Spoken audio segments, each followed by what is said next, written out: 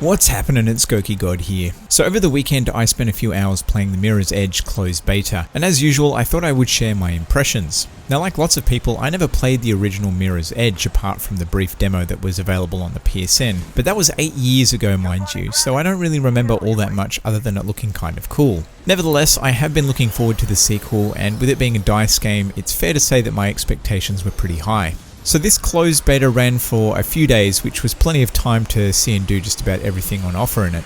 I find that with some betas, particularly the multiplayer ones, a few days really isn't enough. That definitely wasn't the case here though, and along with testing the game's stability, it was a good opportunity for players to see if it would be worth picking up when it launches, which is apparently now in early June. So for the most part, I did enjoy it, but I do have some reservations and some issues with the game, so let's talk specifics. Well, firstly, from a presentation point of view, it's a bit of a mixed bag really. I think the art direction and general style of the game is really good. I like the clean, crisp geometry of the level design and the sparing use of bold colours. It's a nice take on the cyberpunk aesthetic, and there are plenty of moments that are visually quite impressive. Unfortunately though, this build of the game lacks some serious polish. For example, I came across more than a few low-res textures. These really stood out against the rest of the generally sharp presentation. I also noticed some pretty sloppy audio. For example, this big fan makes an appropriate big fan noise when active, but for some reason it continues to make the same noise even when it's turned off. It's wondering how many more of those goukigod goons don't like what they're doing.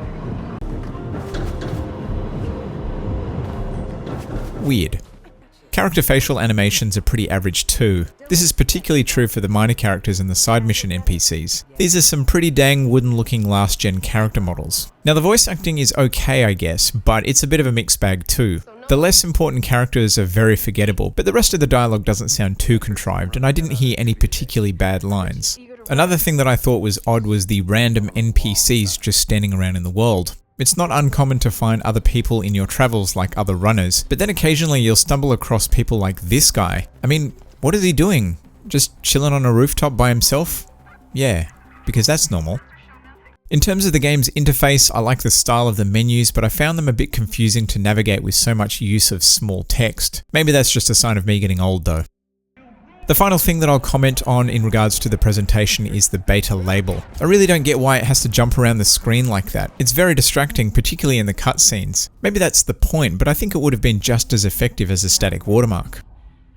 Now in regards to gameplay itself, the movement system is pretty simple in execution, but deep when it comes to the number of options available. You're constantly having to think on your feet and make split-second decisions. Having quick reflexes is certainly an advantage, but mastering everything Faith can do takes time. I found the learning curve a bit steep at first, but thankfully the game does a pretty good job at introducing you to all the different mechanics and reminding you of when best to use them.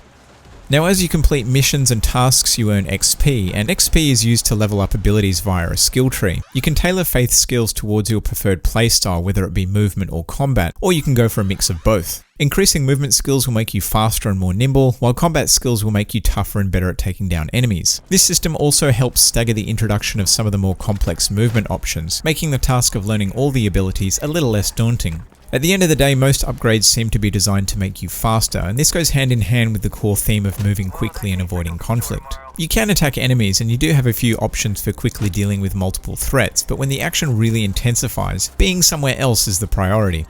Outside of movement, there's a big emphasis on discovery and map knowledge. And while you can use what's called runner's vision to see a basic path of where to go, it's usually not the fastest way to get from A to B. You'll also miss out on valuable XP and hidden items if you just stick to the beaten path, so it's well worth looking for new routes to travel. It takes a while, but eventually you learn to spot the types of objects that can be climbed on, vaulted over, or slid under, and you become far less reliant on the big obvious red markers. This is definitely where the game is at its best. It feels awesome when you successfully navigate quickly from point to point without falling or getting stopped. It's also really satisfying to discover a brand new path that cuts down on your travel time. There were a bunch of different tasks available in the beta that included main missions, side missions, time trials, and dashes, which were less linear types of time trials. There was also a decent variety of things to do, and I found the dashes to be particularly useful for learning how to move around quickly and discover new and more efficient paths to take. My only complaint is that the markers for all these events were so prominent and numerous that they were a massive distraction and a constant reminder that you're playing a video game. It's difficult to get lost in a virtual world with so many reminders that it's not real, and I think they could have been much more subtle. Time trials and dashes will also let you fast travel from the map, so I'm not even sure that they need to be visible in the world. Now, the developers have been talking a lot about the social play elements in the game, although there wasn't any multiplayer component in the beta. There are leaderboards and there's also billboards that you can hack that will display within your friends' games, but there doesn't appear to be any way to directly interact with other players.